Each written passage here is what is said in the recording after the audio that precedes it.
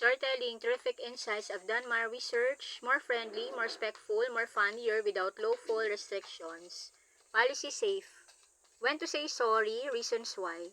I bump into a chair and apologize to its kind, but the real moment where a simple sorry can save your day, your friendship, or even your reputation.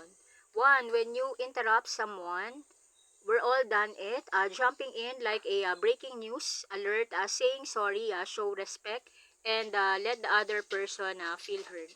Two, when you reply late, seen the message, forgot to reply, remembered 3 days later, a quick apology shows you value the person's time. Three, when you accidentally bump into someone, even if it is small like a shoulder to shoulder, traffic moments, it keeps public spaces friendly and polite. For when you make a mistake at work or school, wrong file, wrong answer, wrong everything, owning it builds trust and shows responsibility. Five, when your words hurt someone, even you don't mean it, apologize shows empathy and emotional maturity. Six, when you're late, traffic isn't always a personality. Saying sorry shows you respect others' schedule. Seven, when you forgot plans, you said see you, but you didn't show up. Apologizing helps repair trust. Eight, when you overreact, we all have these dramatic moments. Sometimes a sincere apology helps reset a situation. Nine, when you misunderstand someone, jumping to conclusion like a detective in a movie, saying sorry clears confusion and keeps relationship healthy.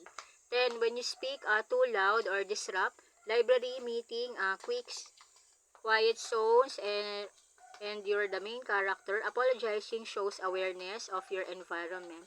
11, when you break a promise, even small promises matter. Saying sorry shows integrity and accountability.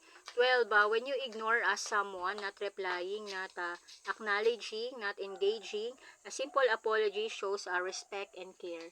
13, when you're wrong, yes, it happens. Admitting it makes you stronger, not weaker.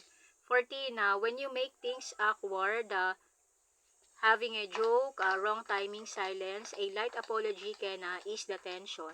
15. When you care about the relationship, even if it is not 100% your fault, sometimes saying sorry is about peace, not winning. When saying sorry can make life smoother, kinder, and honestly a lot less awkward. Remember, a genuine apology isn't about being perfect, it's about being respectful, responsible, and real.